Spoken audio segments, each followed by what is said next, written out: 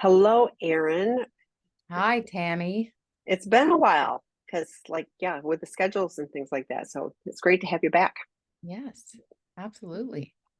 So I'm going to um, quick make you co-host. Sorry, I just realized I didn't do that. So I'm going to do that, and then we're going to get started with questions.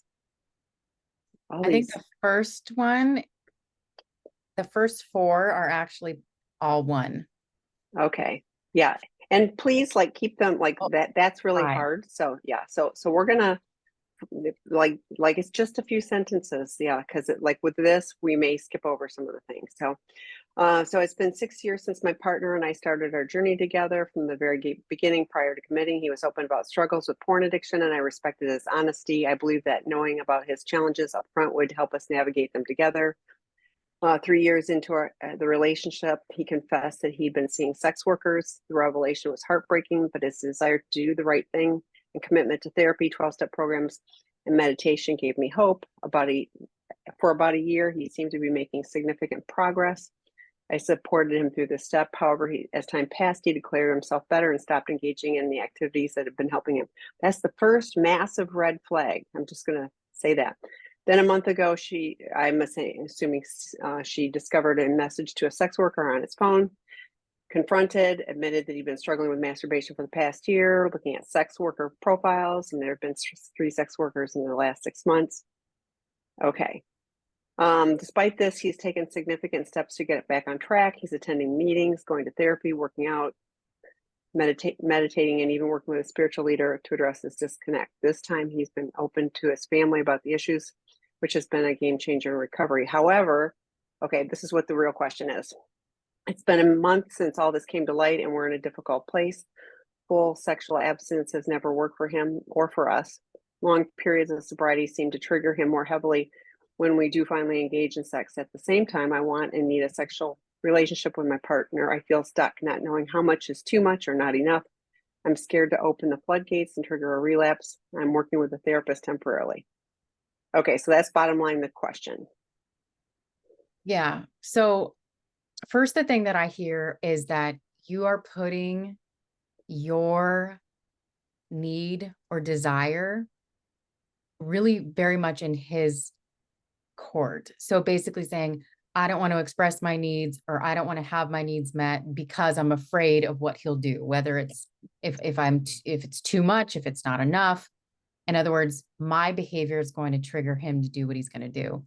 And if you look at the history of your relationship, it sounds to me like you've been a pretty consistent person throughout. Um, he's been the inconsistent one. And I think that, especially when it comes to sex, in the beginning, I hear more often than not the fear of if I don't engage in sex, then their sexual needs aren't being met. And then they're going to go and find it elsewhere. Right. I think in this case, you're saying, I do want a sexual relationship. I'm just afraid that sex itself is going to trigger him. And I want you to know that those things are not related. Sex in a intimate partnership is emotionally, physically, spiritually connected. Sex that he's engaging in and his addiction are none of those things. They are not, it is a quick fix. It's a dopamine response. It's the getting my needs met so that I don't have to deal with my feelings. It's getting my needs met because I feel like I don't have a voice, whatever it is. Here's the thing. I'm not saying not to engage in sex because that's a desire of yours, but I am saying to protect yourself for a period of time. And what I mean by that is your body is your sacred temple, right? You have engaged in sex for all the right reasons. You want connection, you want to be intimate with your partner, you want all those things. He's been out having sex with sex workers, right? So that brings up to me like the risk factor around, first of all, you didn't know about it. And the second piece is that until you see some level of good recovery and the two of you have kind of built back some of that trust, some of that emotional safety, some of that communication where you're like, I can actually trust what I see, I would leave sex off the table. And it's not because I'm afraid you're going to trigger him. It's more or less that I want you to protect yourself for a period of time. In other words, when trust is broken like this, there's a lot of layers that have to come back together before sex is healthy again. And what I mean by that is oftentimes we see people having sex too soon. They get flashbacks of their partner, their addict partner acting out. They get this feeling in their body like they're being violated. So there's triggering and trauma responses that happen within you that I would just say, especially because this was physical sex outside of the marriage with sex workers. And we know like the rate of STDs, and we've seen it in our own population, just a period of protecting yourself. I think it's absolutely normal to want a sexual relationship. You want a partner that's also loyal to you. And so I would say just take it step by step, have good boundaries in place, let him know this is what I need to feel safe with you. This is what I need to see. Um, these are the things that are going to get me closer to that place. But do not make his needs or his triggers or his issues part of your decision-making process. So if that's having sex too soon because you're afraid he's going to go somewhere else, or having sex too soon is going to trigger him. Like, this isn't about him. The truth is, he's going to do what he's going to do, regardless of what you do. You could be the perfect wife. You could show up in all of the most glorious ways. You can be supportive and caring. And unfortunately, this is a compartment of their mind that's not even in the marriage with you. It's over here. Which is why our main purpose in terms of treatment is to integrate those compartments, right? Like break the barrier between them, bring that person to one person that's in integrity. But you don't have the history that's what's going on right now. So I would say I did see when he was like going back into recovery. First of all, I'm fixed, right? Is not a thing. So even for people that don't have addictions, personal development is a journey. It's a lifelong journey. We're students of learning. We always want to get better. We want to unlayer ourselves and be more real and authentic. So especially with an addiction that has harmed and betrayed my partner, I don't get to just say I'm fixed and I'm done. Right. And I noticed some of the work he's doing is like some spiritual and physical stuff, but honestly, I don't see like the big building blocks of recovery that I would be looking for. And maybe I missed it, but like of, working with a CSAT and going to meetings and having a recovery community of brothers that hold him accountable. And where's your sponsor? And I'm like, cool, you're going to the gym and you're meditating and you're meeting with a spiritual leader. Those are all amazing things. And in fact, I recommend all of them. But I'm missing some of the pieces that might actually hold him accountable as they're specific to the issue. So that's where I'm coming from. I would say you protect yourself a little bit longer. You really want to just make sure you're not exposing yourself to something, because you didn't see that this was happening again. And that's not your job to know. But I also know that you can feel safe going to that place when it's healthier. That's just me. Yeah, and I'm a little confused. So maybe you can understand. Is it full sexual abstinence has never worked for him or for us? And I'm like, I'm curious about that, because Dr. Rob a few weeks ago wrote a list, pulled up a list of what is intimacy, and sex wasn't even on it. Like that on the top 15 things, sex wasn't even on it. So I'm really curious about that.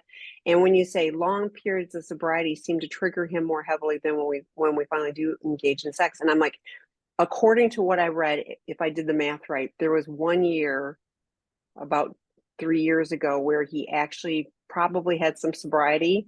So I don't know when he would have had those Well, and periods of sobriety. that's unfair too, because it's Yeah. saying that, oh, sobriety is actually triggered me when we then have sex. Like, so No, that a lot of this is it's incongruent. it's like being put on good recovery and having sex with your intimate partner, right? Where you're learning intimacy and trust and stuff would not be a trigger to go act out. So I don't Thank know. you. That's what that's what I was getting to, because I was like, no, really good sobriety.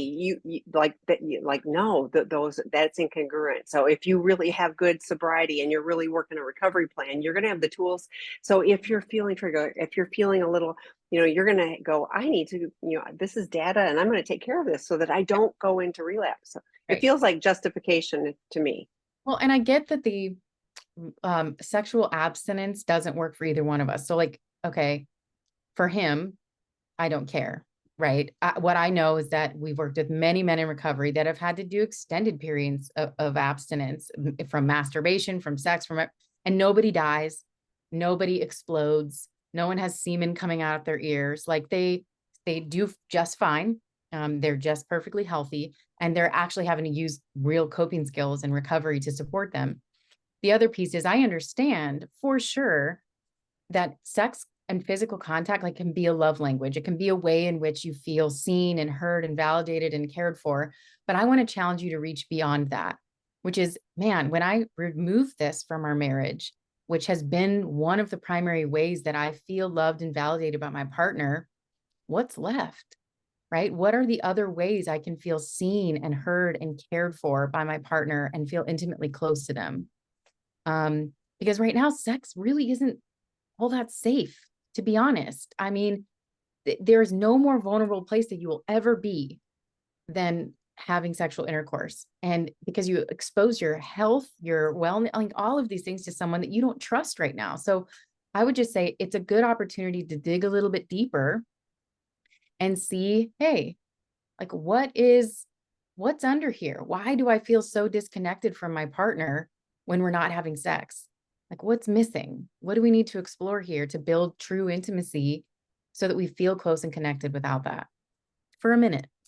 Yeah, well, and sensate focus touch is like Mhm. we talk about that pretty often, because that's touch. So you're feeling connected, but not in a sexual way. That is, it's not, that's not the point. So there's opportunities to touch, but to have the focus be not sex, not intercourse. So I have a vision of semen coming out of ears now. So, but that's a whole other thing. Yeah. I mean, we have Okay. guys that are like, I think I'll probably die. And I'm like, Yes, I know. complete Yeah, treatment. They're like, actually, I'm fine. I know. And We have body an parts abstinence don't fall contract. off. Yeah. So. Okay, betray partner here. My husband completed 28 days at your residential treatment center. I understand there are no guarantee. How do I now deal with his new comments and behavior that betrayal trauma isn't real now that that I don't have it and I don't have PTSD? I have no right to be angry or hurt or criticize him. Just show up with grace and compassion, he was told. That's not true. He was told to move out and move on because of me. He has left as per my demand. His lack of empathy, understanding, and validation of his family are overwhelming. Other people have also seen his behavior and say he is the same person except colder. I'm trying to take care of myself and my family. He says I'm a selfish person because I only care about me now.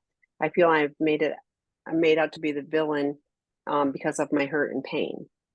There's Mhm. it feels like a whole bunch of things that, I mean, just are not congruent. I'm going to keep using that word with, treatment. So, Yeah. And I do know this case. So I won't speak to it specifically, but no, he was never told to move out and move on because of you. There were issues in the interaction between the two of you that we recommended just therapeutic separations for both of your safety and well-being and learning to communicate and all of that. We had concerns about going directly back home to living with one another, just because of the history. But we recommend that for a lot of couples. And yeah, this feels like a lot of um, you know, blame being placed on you for having feelings, and you're allowed to have feelings. You're allowed to express feelings. You know, nobody told him that you just have to show up with grace and compassion. That's not true. In fact, if anything, we really educate our clients on how to manage the big emotions that come from partners that have been hurt. AVR, is a big one. Acceptance, validation, reassurance. He was taught that skill, right? Which is, how do I actually show up in those big moments without being defensive, without being critical, without stonewalling, without blaming, without running away because I'm conflict avoidant? How do I show up for my partner in those moments? Right.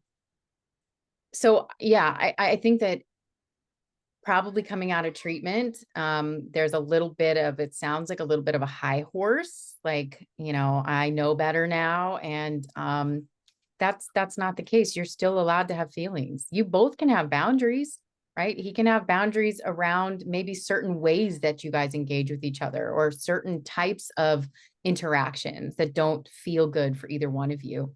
You can have boundaries around, you don't get to tell me that I can't have feelings. You don't get to. And so it sounds like you asking him to move out actually is a good idea, because that's kind of what we were recommending from the beginning. And I think it was simply because I wanted you two to navigate through the communication in a healthy way.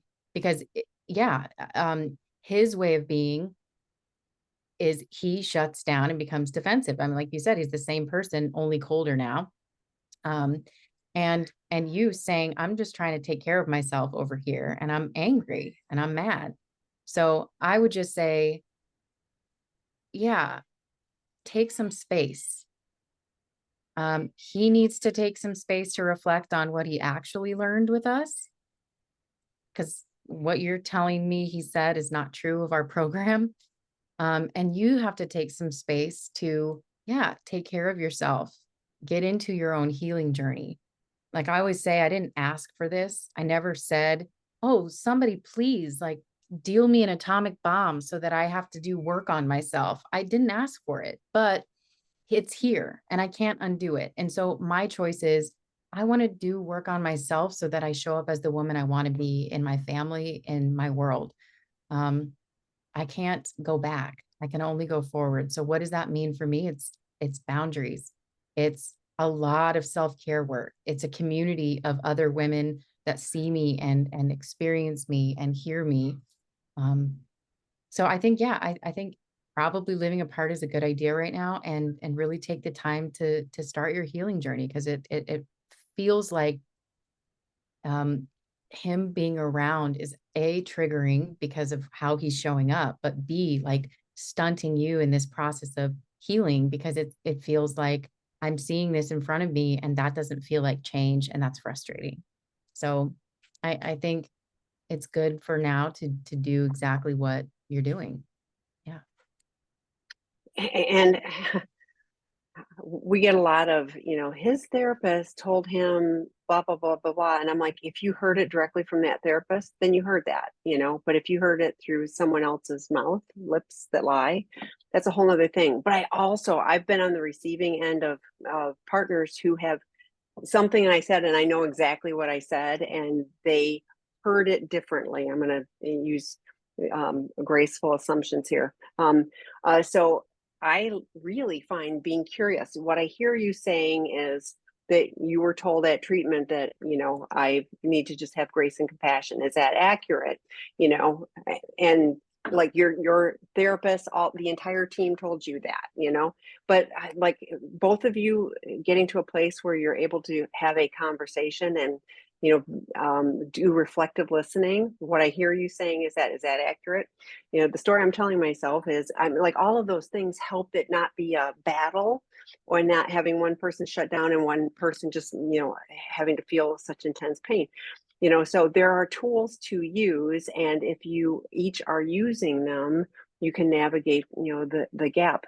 And and I'm sorry that there's other family members that are chiming in about like all of this kind of stuff. This is such a deeply personal thing, and it just makes it more difficult when everybody's giving their opinions when they're not. I mean, you getting support from other betrayed partners, I'm all about it, but triangulating and getting other people involved, like, it just divides everyone, and there's no winners. There really is no winners in any of that. So I'm with Erin, lean into the help and healing for you. Your partner knows what they need to do. Whether they're doing it or not is entirely up to them. We have lots of resources. Every client has an aftercare plan for them specifically. They have the support to be successful with it. And for those that follow the plan and lean into the support, they can do really well. But you're right, there's unfortunately no guarantees, and that's true with any addiction. But man, oh man, there's no more expert clinical team to do this work than the Seeking Integrity team. So, okay. Next one, Erin. Betrayed partner here. Formal disclosure was in May of this year. Since then, he has disclosed something significant in his acting out history, even though I was told that the betrayed may have incidents that he had forgotten about and suddenly remembers. This doesn't feel like that. This feels like This feels like he minimized his disclosure to maintain control and power. What are your thoughts? That's an interesting question. Well, so this is twofold. We see it that addicts have purposely left things off of their disclosure because they were deal breakers and they were like riddled with shame and fear that you were going to leave and all that. We've also seen it is true, especially when they're in this like rapid cycle of addiction that's just repeating itself, that oftentimes they leave their body, they leave their mind. They don't always remember. And how I know that is when they come to treatment and we don't do any form of disclosure. We don't go to their partner and tell them new things. We refer them for full therapeutic disclosure after treatment if there's new stuff. But even with us, where they have no reason to lie, they will forget. They do a very thorough timeline. And they're like, God, I am like racking my brain. Can I see my phone so I could go through my emails or my bank statements? Or like they can't always remember because quite frankly, the addictive mind is offline. It's like over here. I am in, the train has left the station. So it is possible that he didn't remember and that he told you this when he did remember. It's also possible that he left it off. So again, I've heard it both ways. I With us anyways, I do trust when they say they don't remember because, there's no reason to lie in treatment. There just isn't. So yeah, those are my thoughts. I can't answer specifically like what I think happened here because I don't have, the whole story, but I think you have to go with your gut for the most part because you know your partner. You know how they act when they're not being authentic. You know when they're really owning something. You know when they show up and they're sharing something from their heart that feels really big versus I've just dropped this because I need to offload shame, right? So go with your gut and explore it further in therapy. Whoever did his disclosure might have insight about that as well. Like, hey, we combed through everything. This did not come up. Or because I would hope nobody helping to prepare disclosure would allow for anything to be left off that they were aware of. Our job is to be investigators on the case when we're helping to do a disclosure, prepare a disclosure is to be really thorough. So yeah, I hope it's that he actually forgot. It doesn't make it feel any better, that's for sure. It's still hard to hear, especially when you have a period of, I thought it was all out. And then you just get another thing thrown at you. And I like, unfortunately, yes, I mean, there's a plan for if people forget things, and I bet it almost always has to be initiated. I hear people often, oh, they know everything, and I'm like, no, they don't. You don't even remember everything, so you won't be able to remember. I guess and I'm going to go, yes, it's one or the other. I'm really more curious about how have you been feeling since May? Have you seen things moving forward? And could you go with, I'm going to make a gracious assumption and go with, I'm going to trust that this is the case because we are making progress. If you're not seeing progress, that's a whole nother thing. But if you're going like, gosh, rather than taking 2 steps back, could we go with, okay, my partner showed up, he gave me this information, it wasn't ideal, don't love it, having a moment, or more than a moment, but I'm going like, but oh, this is different than hiding stuff for a longer period of time, or just not saying it until you find out, which will happen too. So I'm a little, I guess that's more where I'm landing of like, yes, one or the other. And like, you know, can you settle it with, okay, here's where we are now. Now I know this. And can I see a path forward? Even if I have to put my boundaries up a little bit more and just do a little more self-care right now, take care of me, can you move forward? Yeah, I'm with you because you won't know the answer Yeah. unless he says it, Yeah. and it is a sign of something good that he told you and you didn't discover it, right? That's offering information that was going to cause a conflict, that was going to cause hurt and pain in you. That's offering information he could have kept to himself. So there is a silver lining in that. Yeah. There's a nugget of good stuff in there. Okay. I've been sober of a 15-year porn and masturbation addiction for 2 years now. However, since quitting, I have completely lost my sex drive. I've been trying to get back into intimacy with my wife, assuming sexual intimacy during the past 2 sober years. Any tips or resources to increase my natural libido again? Yeah, we hear about this. Well, the first thing I would say is you want to rule out any medical situations going on, right? So I don't want to assume that this is just because you got sober.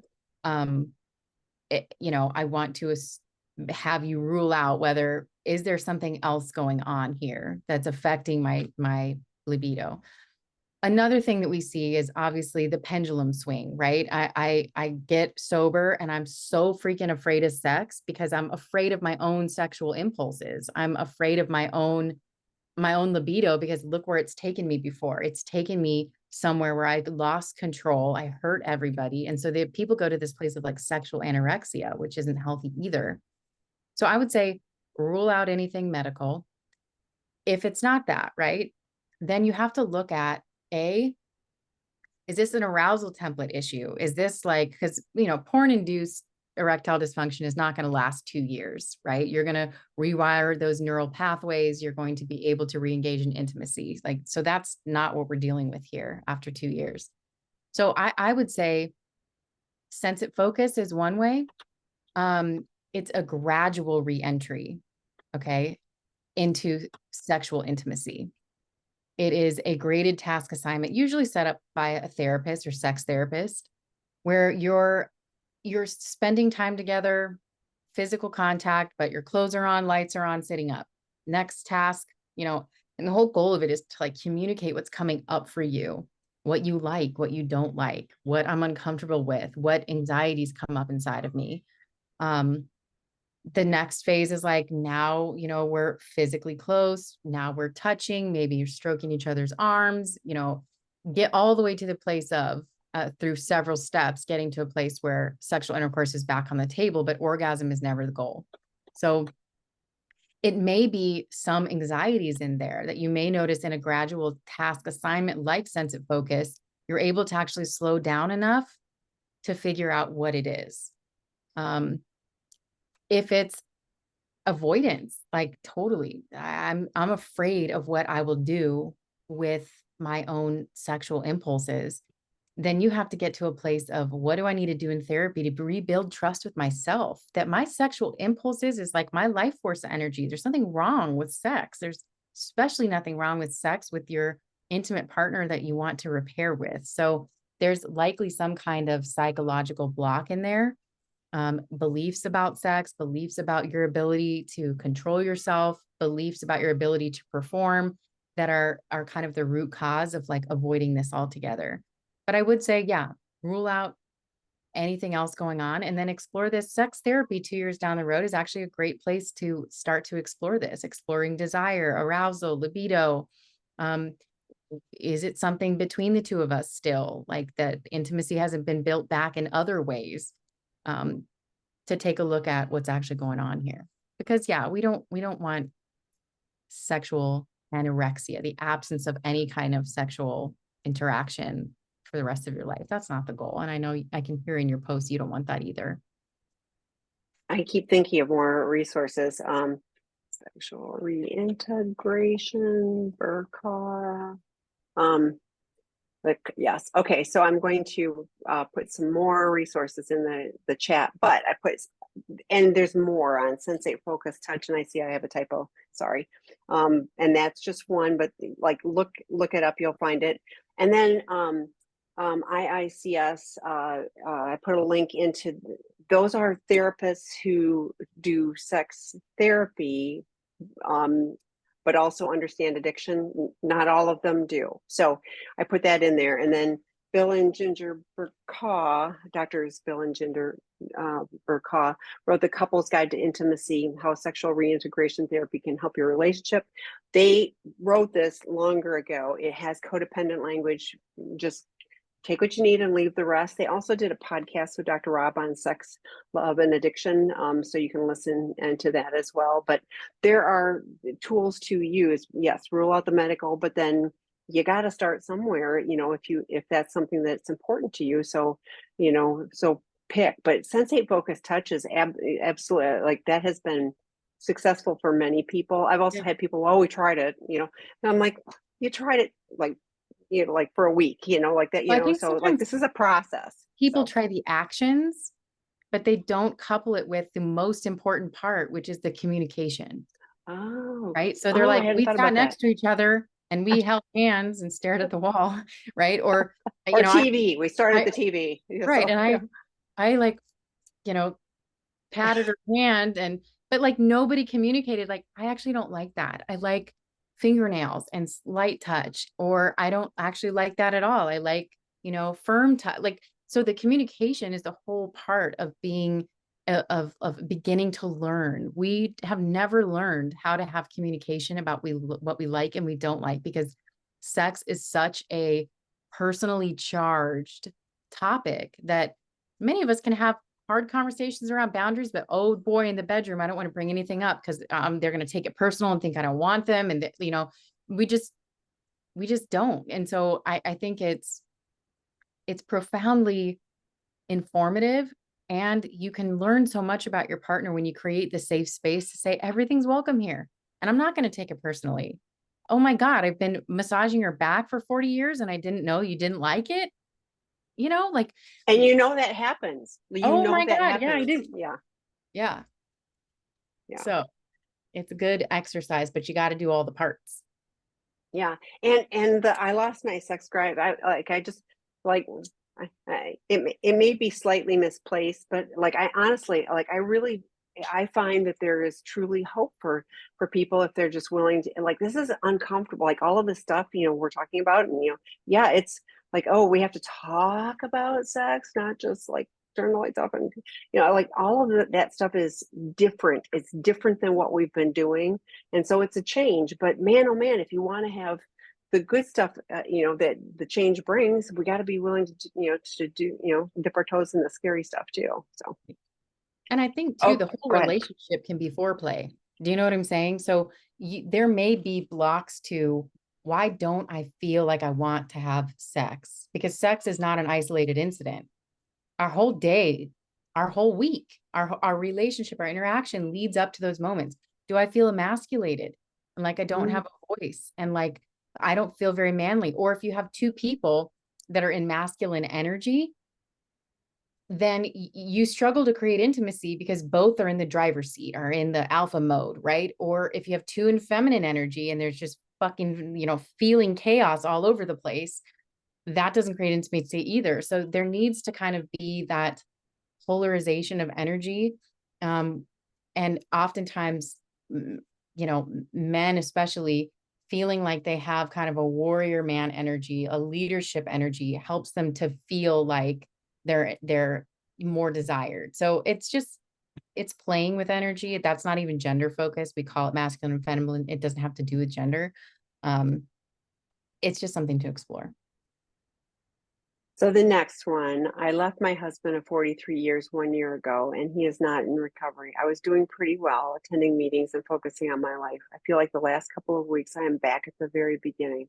I'm depressed and really struggling again. I think it began with my husband taking his new girlfriend to meet his family, who I love. I am grieving what I perceive as a replacement. Is this unusual 1 year out from separation? No, and do not criticize these feelings. Anyone who was married for 43 years that had to separate would likely have been depressed from the beginning. but you really jumped into taking care of yourself. And I want to validate that. That's amazing. This is a new wave because this isn't just we're separated. This is he's moving on. That's painful. I don't care. I sometimes hear from people that they're like, I fully moved on. I remarried and I still had this huge hole in my heart when I found out he moved on. There's something about our attachment. When you love somebody, it's a one-to-one mirror. That's different than with friends. With friends, you can have a bunch of mirrors, right? With work, you can have several mirrors. So when you lose one, it's hard, but it doesn't, the one-to-one is like all of me is encompassed in all of you. And so when you have that, like now that mirror is broken because we're no longer together. Of course, there are parts of our attachment that feels abandonment, rejection, especially because obviously you left him for a reason. So there was already pain and betrayal and things happening before that. But then to have him move on is heartbreaking. Of course, you said it right there. You're grieving. Period. No, she's not a replacement. And trust me, if he's not in recovery, this woman will go through exactly what you did. We have seen so many men that perceive the fantasy of moving on without the baggage, right, of this current relationship, this daunting mess I had to clean up, think that a new relationship is the answer. And within a short period of time, they're absolutely replicating the same behaviors all over again. That's because this is an intimacy disorder. This isn't going to go away without recovery and work. And so if anything, have compassion for this new replacement because she is likely to feel what you're feeling right now at some point. And no, love on yourself. Give yourself permission to feel all the feelings. In fact, I think when we criticize them and we resist them, they remain a lot longer. Let yourself grieve, scream, go to a rage room, cry it out. Like let all those feelings be present with you because you will find that they move through faster. You're a human being with a heart that beats. There's no way in hell you're not going to have feelings about a new girlfriend, going to meet the family that was supposed to be your family. Yeah, it is. It's grieving, and grieving comes in waves. Grieving comes in a non-linear process. One day you're in acceptance, the next day you're in anger, the next day you're bargaining. And the goal is to work towards acceptance on a daily basis over time. But 1 year is really only a short drop in the bucket in a 43-year marriage. So give yourself permission just to feel it all. Yeah. And I put the Empowered Women's Retreat, which is in August, and you would honestly, you would be amazed at how helpful that could be. If you haven't already done so, I'll pull up the link for the Moving On Alone drop-in group too. That is for people that are moving on, have moved on, are thinking about moving on. But here's what I hear. I hear somebody who cares about doing their own personal work. Yes, this is grief, and grief is not like, oh, got that all done and now whew, got through all that. Grief is going to be, the little waves of things, but I suspect you will, like, it won't take another year for you to feel like you were a few weeks ago. I really do think you've learned so many tools to be able to lean into, that, yeah, this is a life, speed bump, but I don't see this as, knocking you down. So I'm glad you're here, and I agree with Erin. Like, yeah, feel the feelings. Do what you need to do to take care of you. And so glad you're here with us sharing that. Okay. Follow up to the sex drive question: multiple 90-day sexual abstinence periods, clear blood hormone results, daily meditation, cold showers, exercising, healthy eating, regular intimacy, etc., and then helping sex drive return. Is this an effect of withdrawals, or do I need to actively do something? Any resources or someone I may communicate with? Yeah. So no, this is not an effect of withdrawals 2 years later.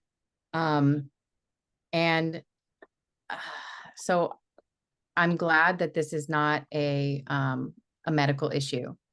I would reach out to a sex therapist is what I would do. I would reach out to somebody that can specifically look at the relationship and look at what's going on internally inside of you Because I think if medical's ruled out, then it's got to be emotional. And obviously, body, mind, and spirit are majorly connected, which is why, like, when I'm angry, my fist clench and I sweat, right? Or when I'm anxious, I get tingles in my body. So it's our body. So libido is very much attached to our mind, attached to our emotions, or attached to our attachment in our relationship. So I think there's something there that needs to be explored on a deeper level. That's, and sex therapists are so well trained at this, they can put their finger on it pretty quickly. And that is different than a CSAT, by the way. So a CSAT Yes. is sex addiction therapist.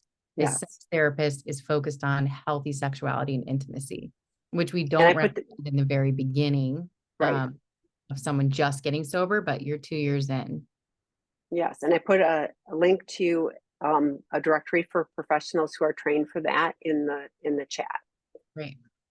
Okay. My husband is an SAPA who claims to have 3 years of sobriety. He attends about 4 meetings a week, has accountability partners, and he talks to daily, has a sponsor. He sponsors 3 men, goes to church. 4 months ago, I took a step back in the relationship because of lying and him trying to manipulate me. My gut says not to trust him. Is it normal for the addict to lie and manipulate at 3 years of sobriety? Well, first of all, I think your gut is telling you something. It sounds like he's in good recovery, but as you've heard, even on this webinar, like, some people can check the boxes and still be lying, right? And he was lying to you and manipulating you. So your gut is telling you something isn't right. So I would say, whether you have confirmation of something going on or not, your gut is telling you, I need to back away. And so I love that you are listening to yourself and saying, I took a step back because he lied, he manipulated me, and my gut is saying, don't trust you. So I think you have to identify, what is it that I do need? Obviously not lying, and obviously not manipulating me. But what do I need to see instead of those things? Obviously, is it honesty? Is it a daily check-in? Is it, for us to go back to therapy? Like, what is it? Is it normal for the addict to lie and manipulate? Sure. And here's why. You can be sexually abstinent, right? You can go to programs. Some of our guys have been compulsive liars since they came out the womb. And mainly that's a couple of things. Typically they were in an environment where they couldn't tell the truth, or they had to embellish or lie to avoid conflict or stay. So they have this very automatic response to lie before they even think about it, which is why a lot of our couples, we ask them to put in like a 24-hour grace period where we know they're going to lie, because lying sometimes happens before they even think about it. But what you do with the lie is what actually shows recovery, right? Which is, I go back, I make that right within 24 hours. I don't let it sit. I don't let it linger. I tell somebody and I go tell the truth. But a lot of these things, personality traits, right? So control issues, manipulation, personality disorder traits, narcissism, those things don't go away when someone gets sober. So they can get abstinent and they can be in recovery, but a lot of those things take a longer time. Because, like I said, they're traits learned in childhood. They could be trauma related. They could be simply, this is how I stay in power and control so that I don't lose power and control. Could be avoiding abandonment, rejection. So yeah, it absolutely happens, because again, there's more work to be done than just staying sexually sober. A lot of these things take a lot of time. Yeah, in therapy, to really begin to undo some of the other traits that come along with addiction. And I don't hear therapy in this. I do not hear therapy with a qualified professional. So, I often say abstinence is just not acting out. Sobriety is you're starting to get a clue. Recovery takes 2 to 5 years, and that's where it's integrated in all areas. And I'm not lying to myself about, Dr. Rob uses the story of, someone who got a divorce because her husband lied about taking out the trash. And it sounds so minimal, but she was like, if I can't trust you to tell me the truth about the trash, what else can I not trust you to tell me the truth about? So that it makes sense, when you think of it that way. So, and I love 12 step. If you watch any of these webinars, like I'm, a big fan of 12 step, and we can change with that. I do know, unfortunately, too many people, and male or female, who go to 12-step meetings and want to be the poster person. Like, I look really good and hold that facade. You know, I will really briefly share this. We've got more questions, but the other day I went to my 12-step meeting. I make a point of telling on myself. I'm telling the stuff that I need to tell, because if I show up and just look like little Miss 12-step, perfect person and sober, I'm gonna, like, it doesn't do me any good. So when I hear all the really looks good, I'm going to 4 meetings, I'm sponsoring people, I'm doing all of these things, and those are all important. So it's kind of, it's challenging, but if I am only telling you how great I'm doing all the time, that's a problem.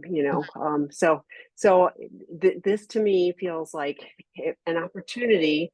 In fact, we've got an attachment wound work group starting this next week, or this week, I can't remember. That could be a really good place for him to do a little deeper dive, on some underlying issues, because it's like, it needs to be a deeper accountability, deeper looking at things. But I'm with Erin, trust your gut, because it's not words or actions that you see that look good, checking off boxes. What are you feeling? And if he was lying, lying to myself is where it starts. I'm in denial. So then everything else is easy to lie about, which is why I don't want to do that. Okay, SA husband has been in recovery for about 18 months. Last night he did a stupid lie of omission. We're talking about lies tonight. I had to coach him through how he could have told me, hey, I know this will make you mad, but I'm so tired of explaining life to him. Will he ever mature beyond being a little boy scared of making mommy mad? That is like I just said, like, is a real common scenario, especially when young boys are enmeshed with their mothers. They take on this, I have to make her happy. My needs don't matter. I have to, don't upset mom. They take on the role of being the caretaker or the emotional confidant for their mother. And so, unfortunately, when that's an unhealed wound and they get married, it's their mother's face is superimposed over their wife's face. And now it's, don't make her upset. Don't, and they get a lot of like eroticized rage, which is where a lot of times the acting out happens, is because they don't have needs. I don't share my needs. I don't have a voice. But that's stuff they learned in childhood. You've never created an environment where that was the case. You're like, I want your authenticity. I want your honesty. I want you to. And man, those attachment wounds, especially around enmeshment, they're deep. They are deep. There's a lot of good information out there. Ken Adams, especially, Dr. Ken Adams does a lot on mother enmeshed men and how to break this exact cycle, which is, how do I make my wife not my mother, right? Because yeah, you're like, I just want to be your partner. If you set a boundary that's really clear, which is you not coaching him how to do it. You're just saying, my expectation is that within 24 hours, if you lie to me, you come to me and you tell me about it. There's 1,000 ways to tell it. Put it in a note, walk up to me, they're going to have to figure that piece out. And if they're able to talk to a therapist or a sponsor or somebody else that could say, look, you got to go and get clean about this, because this isn't being honest. But yeah, I have seen many mother enmeshed men do the work to grow into, I literally just had a client leave fairly recently. And one of the things he said is, it's the first time in my life I feel like a man, not a little boy that's afraid of abandonment and rejection, because he really, addressed this stuff specifically. How I don't want to be a child in this relationship anymore. I want to grow up and be a man that can hold space and be authentic and real for my wife. So yeah, yes, there is hope for him, but he's got to do that work. I know Ken offers a lot of workshops, a lot of education around this. Ken's is specifically around mother enmeshed men, but unfortunately, yes, that gets transferred over to partners, pretty easily. I just put in the chat. We have an Out of the Doghouse work group. I mentioned, it's Dr. Rob's most popular book. It's for men who've been caught cheating, but it's how to rebuild trust. And it talks about if you lie, here's what you can do. Like, he could read the book, he could listen to the podcast. Really, the best alternative would be take the work group, because guess what? There's somebody live facilitating that, and you have homework, and you're listening to other people, and you're gaining experience, but you're connected. And then you know what? You'll have peer support go, I lied to my spouse. What do I need to do? Oh yeah, it was on page 25 of the book. Whatever, like that would be invaluable. 6 weeks, $395 for the entire 6-week course. It's great. It's not enough. None of our work groups are treatment or therapy, but many therapists suggest these in conjunction with the work that clients are doing with them, because they make so much more progress.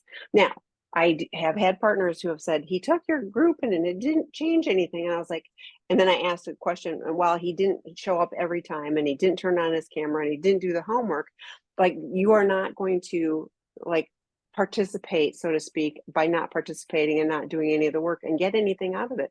I think, to me, that's more data for a partner. Speaking of which, Angela Spearman is starting the next Betrayed Partner work group on July 21st. Healthy boundaries, communication, like great stuff. And this is the first time she's offering, and she's offering it on a weekend. It's always been during the week, so this one's on a Sunday. So there's an opportunity to join that work group. I put the link for the work groups but it's on Seeking Integrity if you're listening to this at a later time. So, okay. Next question. Hi, really appreciate you guys and these sessions. My question is 2 parts. Do you guys offer a couples retreat or an intensive week-long session for couples? And how soon after full disclosure would you recommend something like that? Probably depends on several factors. We're both working on our programs and focus on recovery. We don't. Yeah. So, and Tammy, you can kind of speak to this. We have done, Dr. Rob has done weekend long intensives, or like 3 days. It's very customized. It's based on a specific couple. What is their need? What staff is brought in, that type of thing. And that's a 3-dayer. That's like a Friday, Saturday, Sunday. We don't offer a couples retreat. I think it's something we've talked about. We offer a women's retreat. We're working on a men's retreat for alumni. We've talked about it, but we have not developed it yet. So maybe you're just putting the bug in our ear to get to work on that at some point. Well, but we had an online work group, just like these other work groups. We offered a couples one, and guess what? We would get like 3 couples to sign up, and like, it was much needed. It was really great. People really found it helpful, but we can't offer things that people, won't show up for. I do know that Angela Spearman does do couples retreats. I don't know much about the details, but her information is on our website, and you can always email me, tami@seekingintegrity.com. She does that. And again, it's on a really personalized basis. You guys are doing your own recovery work, and you're working with, your therapist. I would talk to them about that. And I would also, what is the expectation? Like, because just running off to a couples retreat, could be helpful, but may not. Like, I would be really clear about what you are looking for from that retreat, after formal therapeutic disclosure, and what is needed. Like, what is your plan for after you finish the formal therapeutic disclosure? There's, if you're working with good professionals, you're going to have a plan, and then there could be, okay, let's reevaluate in 30 days and see what we need. And then maybe you go, well, we need some specific, help with these issues.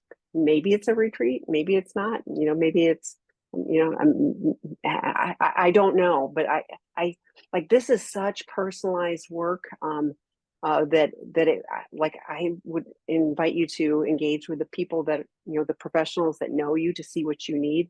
But like I said, I know Angela does offer, and it's a small group of couples, for the couples retreat. Like, ours is highly personalized, individualized, i.e., a higher price tag, for those type of things too, because it's a private intensive for couples. But Angela has been doing those, and I know, I know she does a great job with them. I've heard good feedback about that, so that could be an option too.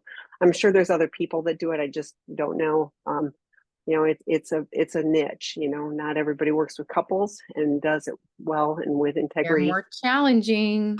It is, and you get a bunch of couples, and Different we stages. actually used to offer pre-COVID. We offered couples in-person retreats. And then we moved it to online because of COVID.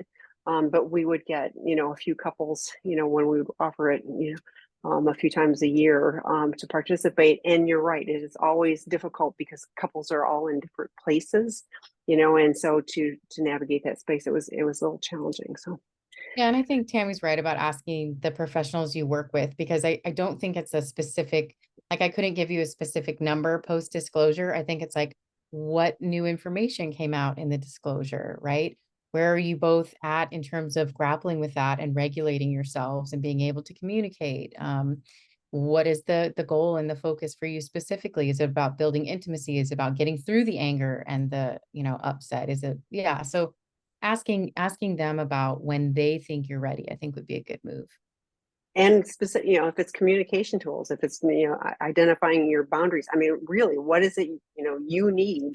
I would be looking for what is going to help you in that particular aspect. So and I hear people doing other things like I like couples work sometimes in church organizations and things like that too. So I think it really kind of depends on what you're looking for, but again, lean into who you are working with. Mhm. Okay, last question, part 3 to the sex drive question. Have tried Sense8 Focus to no avail. Any tips for rewiring sexual arousal template away from porn and fantasy to a real life partner? So something that Dr. David said recently when we were working together is that fantasy itself, right? You may not be acting out physically, but fantasy itself can like deepen and maintain those same grooves in the arousal. In other words, every time the person goes back to like fantasizing and romanticizing this thing, it's firing the same neural network versus rewiring it to where they want it to be. So I would say fantasy is definitely a way to stay stuck. And you have to look at, okay, what am I fantasizing about? How long am I sustaining a fantasy period of time? Am I talking to somebody about it? What need does it meet within me that I'm not having met? I mean, honestly, when we talk about like you can't rewire your arousal template. So what I mean by that is the things that arouse us come from a blueprint in childhood. Some people come in and are like, I hate that I'm attracted to this thing. And I'm like, get used to it because that's part of your arousal template, right? You're not going to get rid of that. Now, of course, certain types of porn, like you've escalated over time into areas that you're like, I don't even know how I wound up here. This is not where I wanted to land. And a lot of times those things are rewired out of the arousal template simply by staying sober and not looking at those things. So I'm wondering in here, which again, sex therapists could really help with, what's on your arousal template that you're hoping to rewire? Is it something, a desire you have, a certain type of something that you're not expressing, you're not saying out loud? Is it something that's been with you before your porn journey? I would be interested about that aspect of this. But again, I think there's probably a lot of underground stuff that needs to have a deeper look at it. I hear you because you're like, look, I've tried Sunset Focus. I've gotten sober. I've gone the medical route and I'm frustrated. I want sex with my wife and I don't have the libido and I don't know what's going on. So you really need to have somebody do a thorough assessment of that with you and really look at what is going on, what is under the surface here and where is this coming from? But yeah, if you're still in fantasy, beware that that is a hidden culprit oftentimes of people struggling to get away from or rebuilding intimacy, is that same neural pathway is being grooved over and over again, as if you're watching porn or as if you're doing something related to that. Speaking of Dr. David, he is subbing in this week, Wednesday, for the Wednesday webinars. We've got a few schedule shuffles. So Dr. David will be on this week, Wednesday. So bring your questions, for him with that too. But yes, I Yes, he's highly encourage great. too. Yes. So knowledgeable with arousal templates. It blows my mind and the brain and how it works. So I would highly recommend attending that. Yes. So thank you, Erin. This Thanks, video will be Tammy. posted tomorrow on our website, but bring your questions. Dr. Rob will be back next week. So they alternate. So, but we're really grateful for all of you for being here tonight. Thank Have a you. good night. Bye.